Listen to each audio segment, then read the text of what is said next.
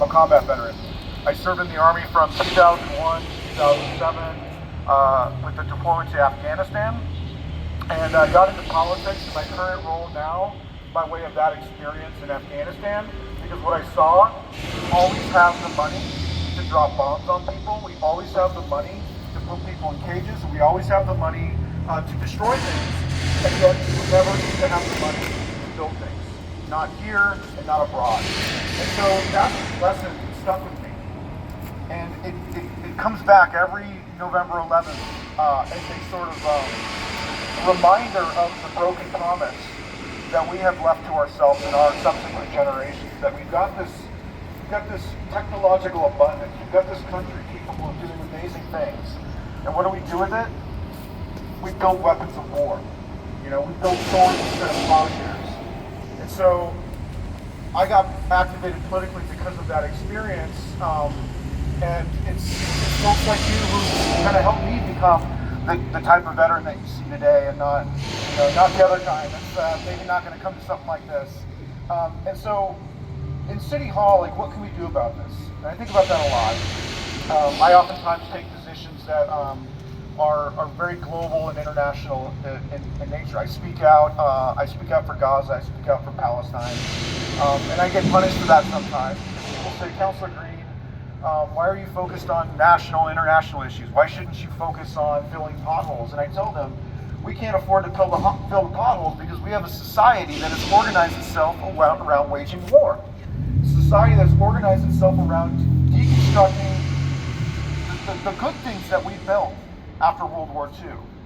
And all of our struggles are connected, okay? So the person who's gonna lose their shelter tonight because their tent's gonna be taken away from them is connected to the person who's going to be disappeared by ICE, is connected to the person who is trying to find refuge in this country because we have funded some sort of operation in their country, is connected to bombs falling on children in Gaza. It's all connected.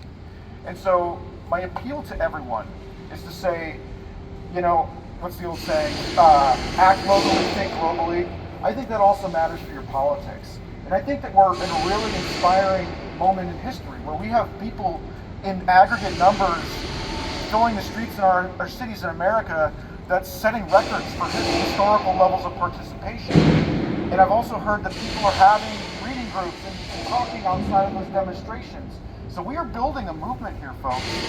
And I would just ask that when we do this movement, we focus on the range of interconnected issues that reproduce systems of injustice. So I'm also a trained economist, so I apologize for that in advance.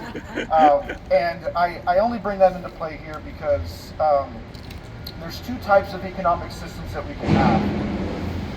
We can reproduce what we currently have, which is a violence economy, which is a system built upon making profits for people who imprison other people, who kill other people, and pollute the environment and destroy the possibilities for our grandchildren. Or we can build a care economy. And that's an economy where we build infrastructure. We invest deeply into education from cradle to grave. We build universal healthcare systems. We take care of our veterans. And we stop making new veterans. We don't have to keep making new veterans. We know how to do all this good stuff. And I gotta tell you, there's maybe a dozen or so of us. There are so many other people having this same conversation today around this country and around the world that I know that we are going to win. So thank you very much, and I'll stop talking. Thank you.